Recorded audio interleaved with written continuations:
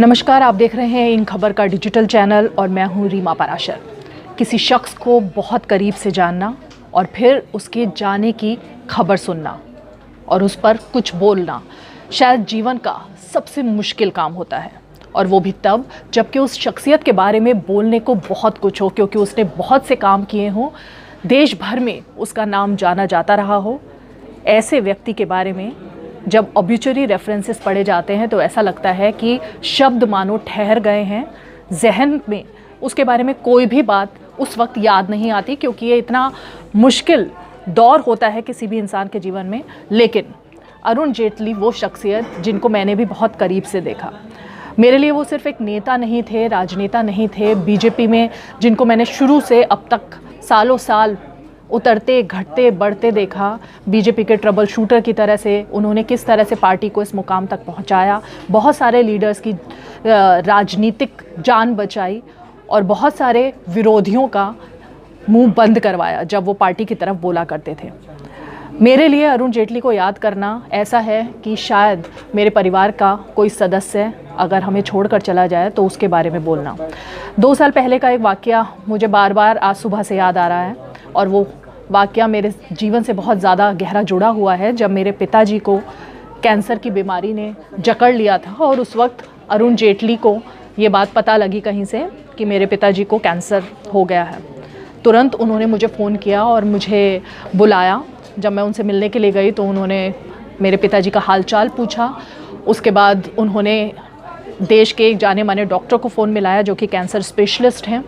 मैंने उनसे कुछ भी ऐसी बात नहीं कही थी, लेकिन खुद उन्होंने इनिशिएटिव लेकर ये सब किया। फ़ोन मुझे पकड़ाया गया और उस डॉक्टर से तुरंत उन्होंने अपॉइंटमेंट लिया और कहा कि आप अपने फादर के सेकंड ओपिनियन के लिए इन डॉक्टर से जाकर के मुलाकात करें। वो दिन था, और उसके बाद जब तक हमारे फादर मेरे साथ रहे, उनकी भी डेथ अब से 2 साल पहले हो गई थी, जब तक मेरे फादर ज़िंदा थे अरुण जेटली लगातार मुझसे फ़ोन पर संपर्क में रहते थे। जब भी मुझे मिलते थे मेरे पिताजी के हालचाल पूछते थे, डॉक्टरों से वो सीधे संपर्क करते थे। डॉक्टर से इस तरह से वो जुड़े हुए थे मेरे पिताजी के केस को लेकर जैसे कि वो खुद हमारे परिवार के सदस्य हों। और जब मेरे पिताजी भी इस दुनिया को छोड़कर चले गए थे तब उन्होंने सांत्वना व्यक्त की, और वो बहुत मुझे लगा कि दुखी हैं इस बात को लेकर। आज ये बात मैं इसलिए भी बता रही हूँ क्योंकि उसी बीमारी से जकड़े हुए अरुण जेटली भी इस दुनिया को छोड़कर चले गए हैं। कैंसर की बीमारी से ही वो ग्रसित थे और उसके बाद ही आज उनके दुखद निधन की खबर सभी को पता लगी है। दूसरी बात जो हमने देखी लगातार, पहले मैं आपको एक तस्वीर दिखाऊंगी और इस तस्वीर में आप देखिए कि कितने खुशनुमा लम्हे हैं जो कि अरुण जेटली जब संसद में थे तब वो बिताया करते थे। इस तस्वीर में अनंत कुमार भी एक नेता हैं जो भी इसी बीमारी से ग्रसित होकर चले गए दुनिया छोड़कर अब से कुछ ही समय पहले, और उसके बाद अब अरुण जेटली केक काट रहे हैं वो। और ये तब की तस्वीर है जबकि जीएसटी पास हुआ था आधी रात को संसद में, और उसके बाद बाकायदा केक काट कर उन्होंने सेलिब्रेशन किया था पार्लियामेंट में। और उसके बाद ये तस्वीर सामने आई थी जो मैंने क्लिक की। और अरुण जेटली से हमारी लगातार, चाहे जब वो बजट पास करते थे तब बातचीत रही हो, चुनाव के दौरान बहुत सारे चुनावी दौरे रहे जब मैं उनके साथ में जाती थी और मैंने उनको बहुत करीब से जाना कि किस तरह से कोई भी मुद्दा रहा हो पार्टी से जुड़ा हुआ, देश से जुड़ा हुआ, उनको पढ़ने की ज़रूरत नहीं होती थी। ऐसा लगता था एनसाइक्लोपीडिया वो खुद हैं और खुद ही वो हर चीज़ के बारे में तुरंत गाइड करना शुरू कर देते थे कि इसके आगे आने वाले अंजाम कैसे होंगे, किस तरह से पार्टी को इससे उबरना है, पार्टी के लिए किस तरह से उनका जीवन समर्पित था। इसका अंदाज़ा इस बात से ही लगाया जा सकता है कि जब उनकी हालत अब से कुछ महीनों पहले बहुत ख़राब हो गई थी और जब उनका किडनी का ट्रांसप्लांट भी हुआ था, उसके बाद जब कैंसर के बारे में पता लगा, वो अमेरिका से आए सर्जरी करवा के,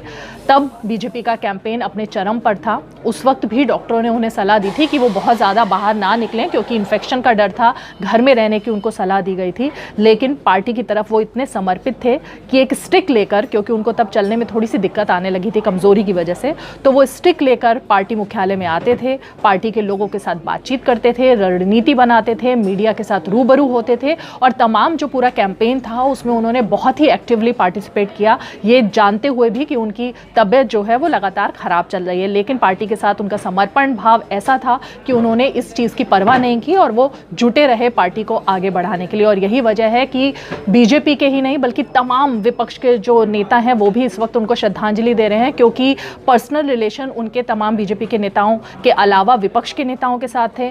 आप किसी का भी नाम ले लीजिए, सभी के साथ जो जुड़ाव अरुण जेटली का रहा वो बहुत ज़्यादा करीबी रहा, चाहे वो नीतीश कुमार हो, ममता बनर्जी हो, प्रणब मुखर्जी हो।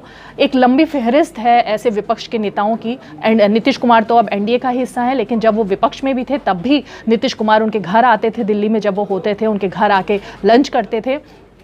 ट्रबल शूटर इसलिए हम कह रहे हैं बीजेपी का वो रहे कि मुझे वो मुलाकात अच्छी तरह याद है जब पीएम बनने के बाद नरेंद्र मोदी सरकार का पहला साल था और उस वक्त तमाम लोगों के साथ में जो बैठकें होती थी वो अरुण जेटली के घर पर रखी गई थी।